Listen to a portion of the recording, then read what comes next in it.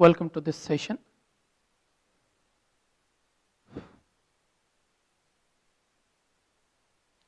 Today we will talk about ideological criticism.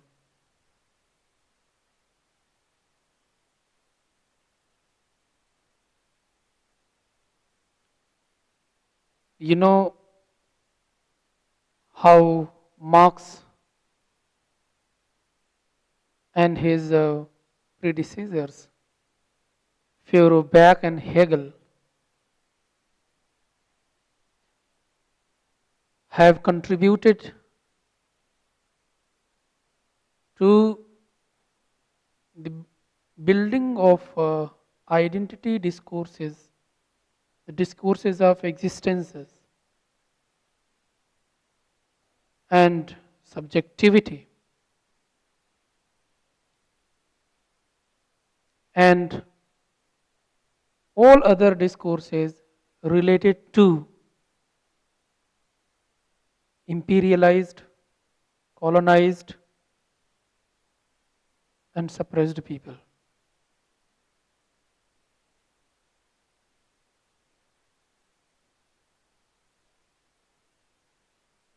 These were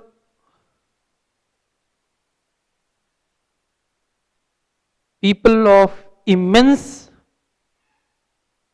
vision to change the worldview.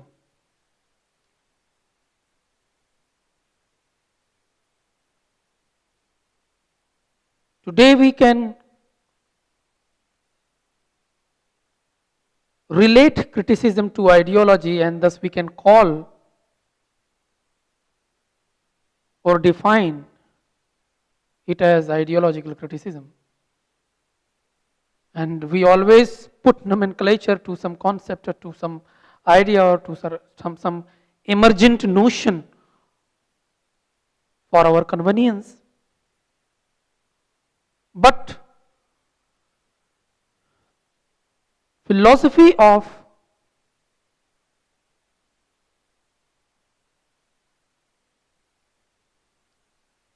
the emergent subject or philosophy behind the emergent subject, developed subject,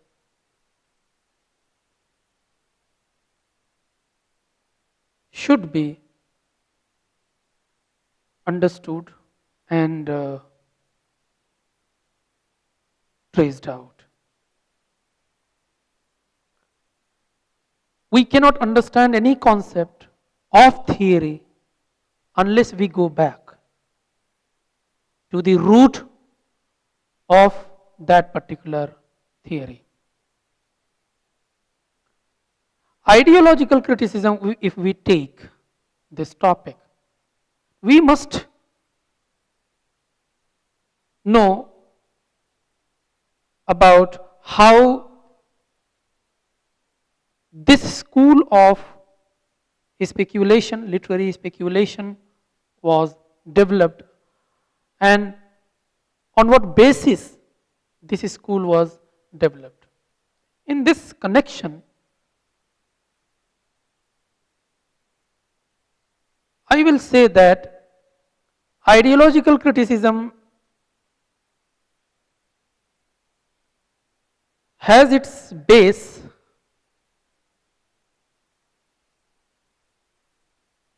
to people like Feuerbach and Hegel and the economic and cultural theory of Karl Marx, the founder of communism.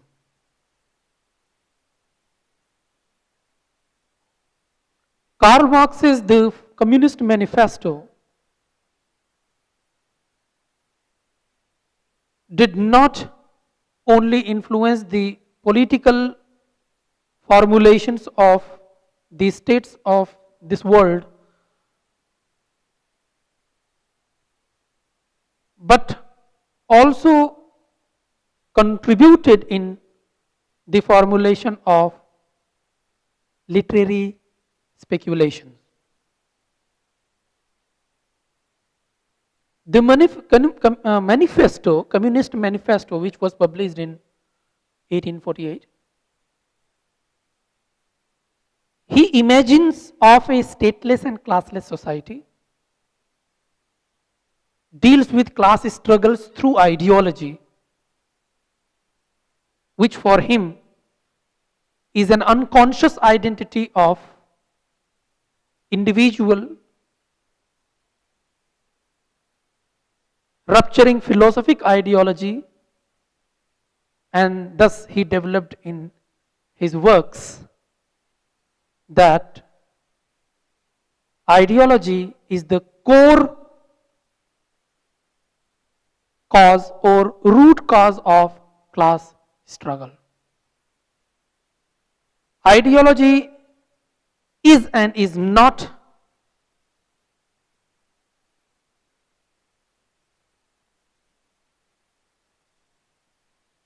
identical in the society.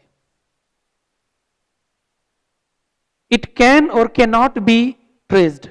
It always lives in unconscious state. It appears only when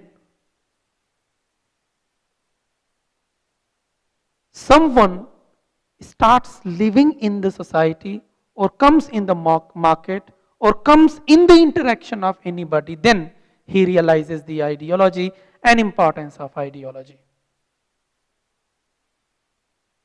So,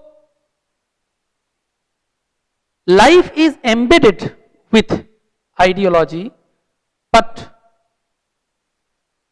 it is unknown to individuals until or unless he comes in the contact of others. When he starts realizing his identity,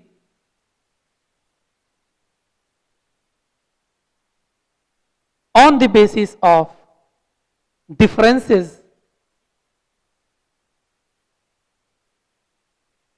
which he feels between him and others to him.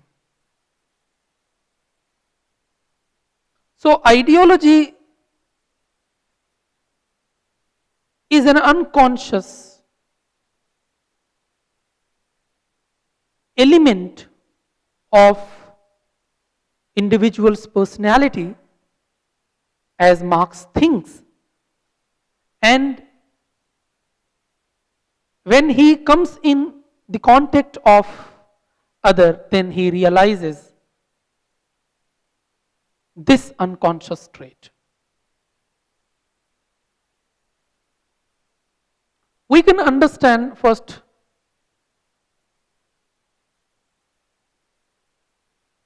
the meaning of ideology,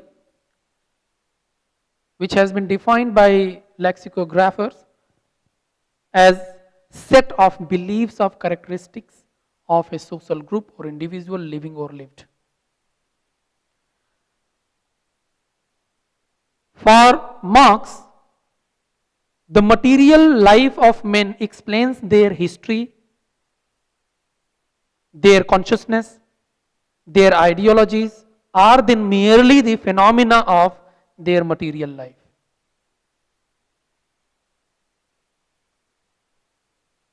When a critic thinks these things or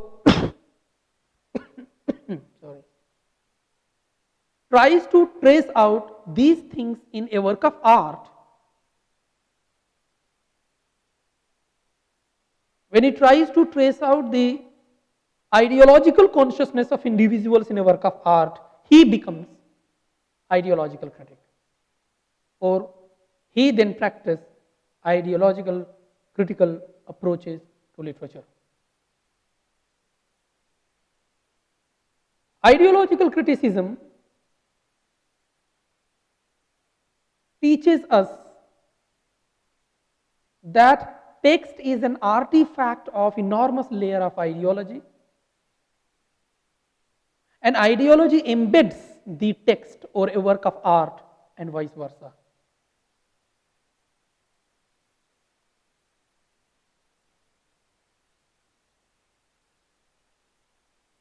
One of the major ideological critic of contemporary time is Althusser, who in his book For Marx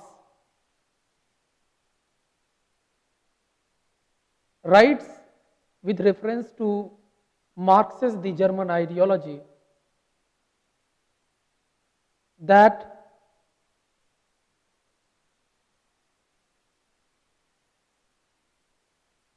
man is an ideology. A man is, for a scientist or medical student, is a biological being.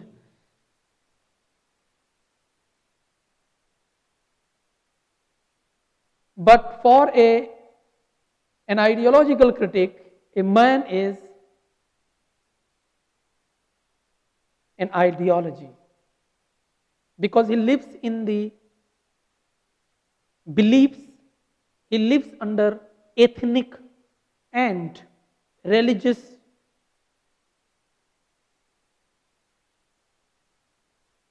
disciplines. But it should also be understood that ideological criticism came into existence for considering those facts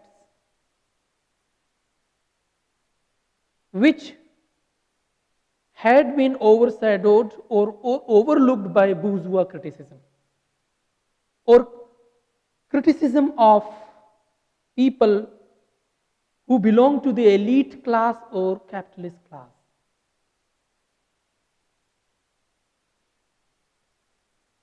In a work of art,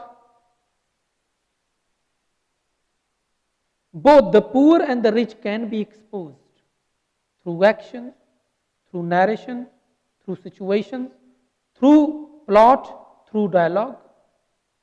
And when we read that text or that work from formalist point of view or from new critical point of view or from Eliotic point of view, as Eliot talked about what is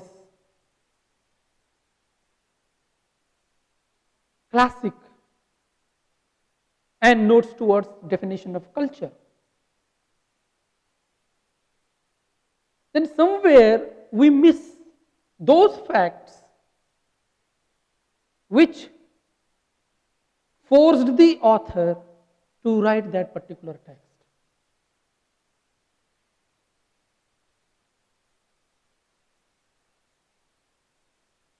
That's why Althusser says it is impossible to break with a theoretical past at one blow. In every case, words and concepts are needed to break with words and concepts, and often the old words are charged with the conduct of the rupture throughout the period of search for new ones. An ideology, in the strict Marxist sense of the term, can be regarded as characterized in this particular respect by the fact that its own problematic is not conscious of itself. Underline problematic is not conscious of itself. See, this word problematic is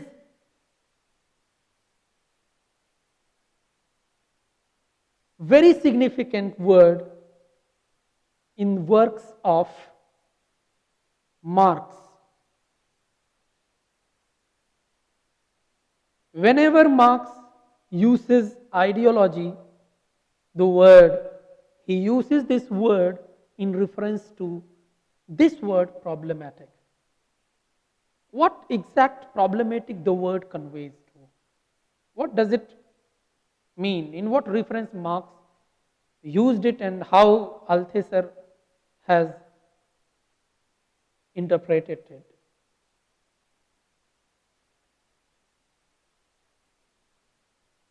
It needs some attention. Problematic, the word connotes those uncited problems existing in the society overshadowed by the capitalist class people. The poor will not be represented if the representative is belonging to the capitalist class. The poor will always be overlooked by the eyesight of the capitalist class people.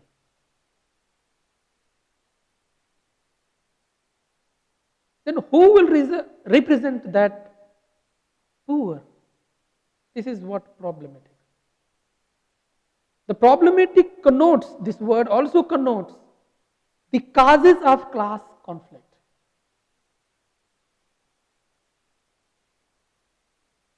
And imbalances of structure and superstructure.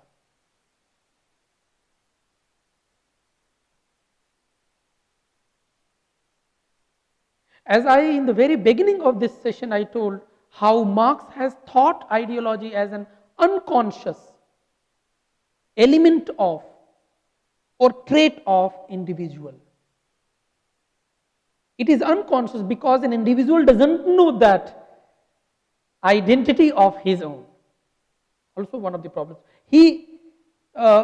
When he comes into the contact of other, then he starts knowing about he is different from the other. That's why this unknowingness of an individual to the self is problematic. The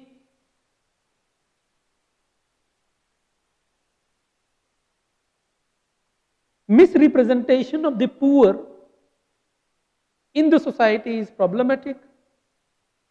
Causes of social conflict is also problematic, and all these problematics are related to the ideology. And therefore, Marx uses ideology is an unconscious problematic of human being or an individual. In other words, Althusser says when Marx tells us not to take an ideology's consciousness of itself for its essence, he also means that before it is unconscious of the real problems, it is a response to an ideology is already unconscious of it. Its theoretical presuppositions.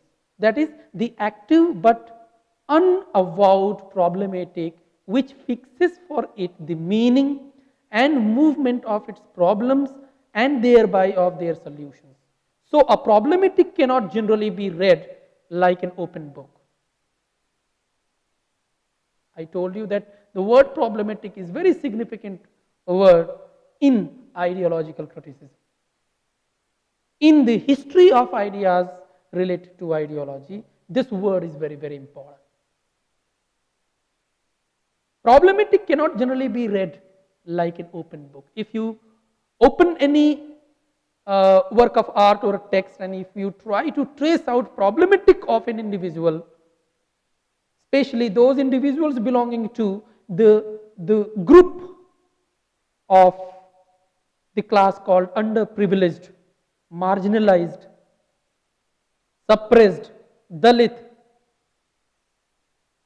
When you start gazing at problematic of these social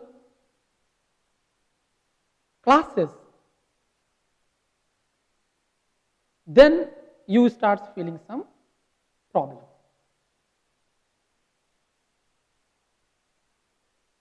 And it remains unless you become a reader of in depth of ideology contained in that particular book.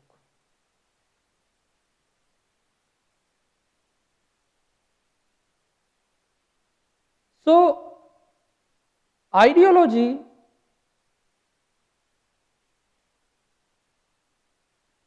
being an unconscious trait of individuals And when this trait is explained somewhere with the help of characters, with the help of actions on the stage, with the help of narration, or with the help of plot,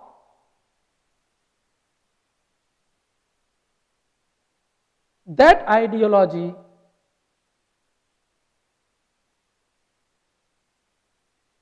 becomes the subject of ideological criticism.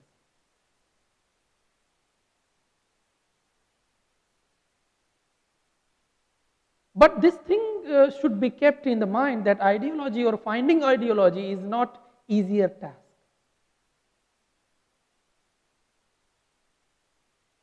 You need to, maybe that you need to overlook the ideas of predecessors' thought upon that particular book, because it is not necessary that predecessors have even looked upon those issues which you are going to trace out in the book.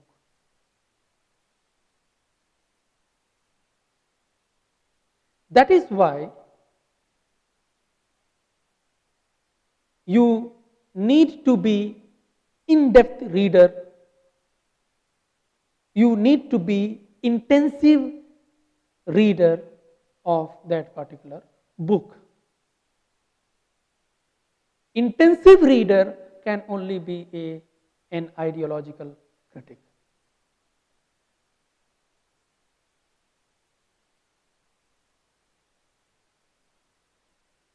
Why? Because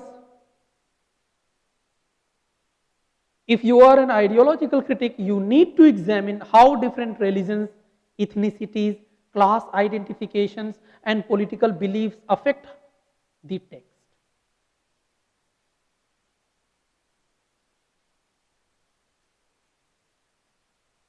Or how the leitmotif of an author is being influenced by any of these different beliefs or set of society.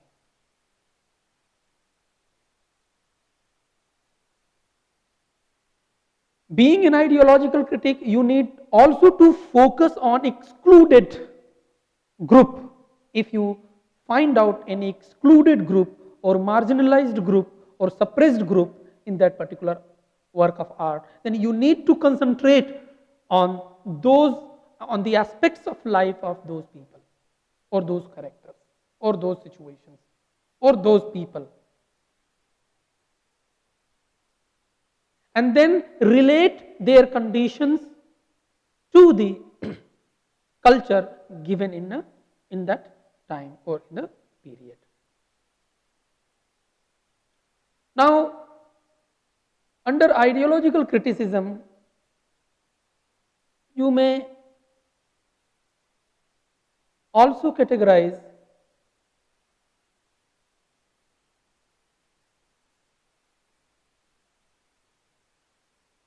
discourses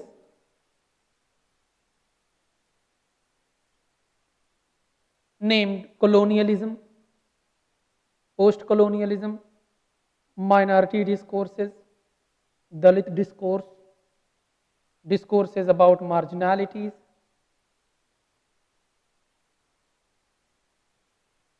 and all those discourses related to the identity of an individual.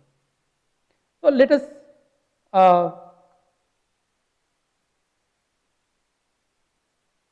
explain a bit about what colonialism and post-colonialism and minority discourses as subparts of ideological discourse or ideological criticism.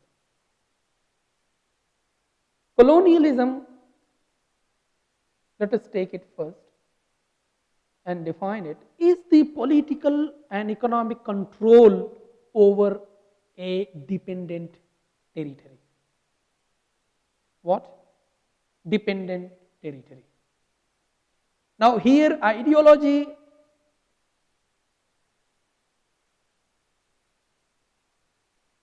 will be found as the root cause of literature related to colonialism. Let us define it again. Colonialism is the political and economic control. I should use one more word. Colonialism is political, cultural, and economic control over a dependent territory.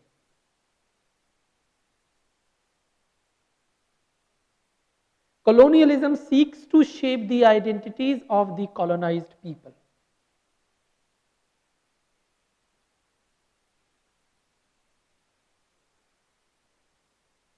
The literature related to colonialism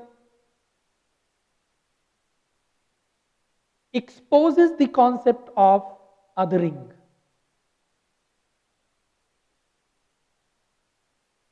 And literature related to colonialism exposes colonized people as different and lesser significant than the colonizer. Gora is there, for example. Kanthapura of Raja Rao is there. Disgrace is there. So these are Conrad's. Heart of Darkness is there. These works somewhere reflect the subjects of colonial literature.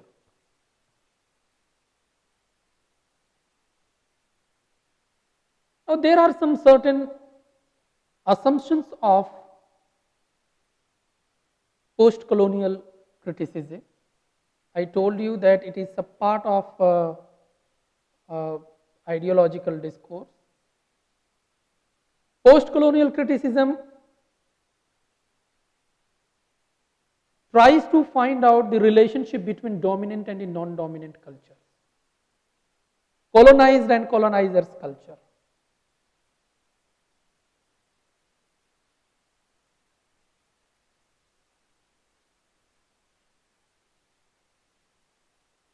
It also disseminates the issues related to imperial and imperialized culture.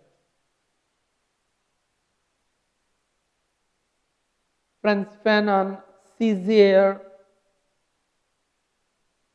Gandhi are the examples of colonial criticism.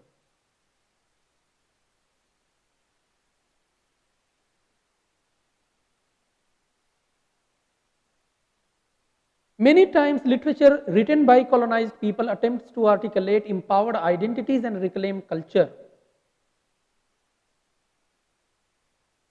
What does it mean is that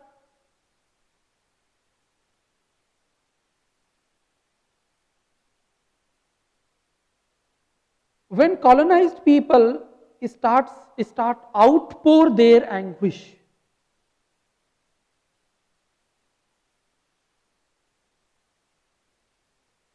experienced under the power of the empire, under the power of political or economic empire,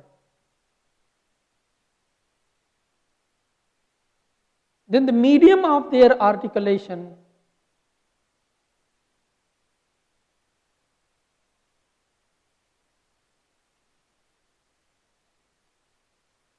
becomes mandatory. And when anyone writes about those experiences felt or experienced under the empire, those experiences becomes the subject matter of post-colonial critique.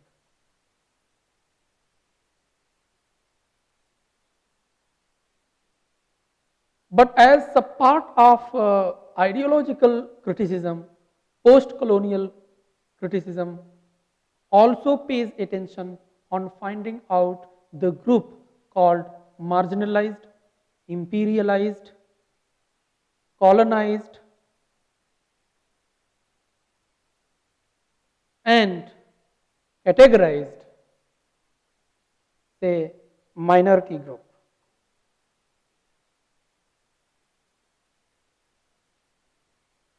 All of them are the subjects of ideological criticism. Being the part of rhetorical criticism, ideological criticism seeks to find the marginal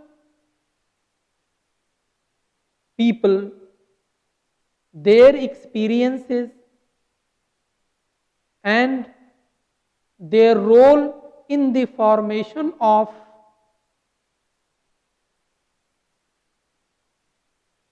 protest group to hegemonic power.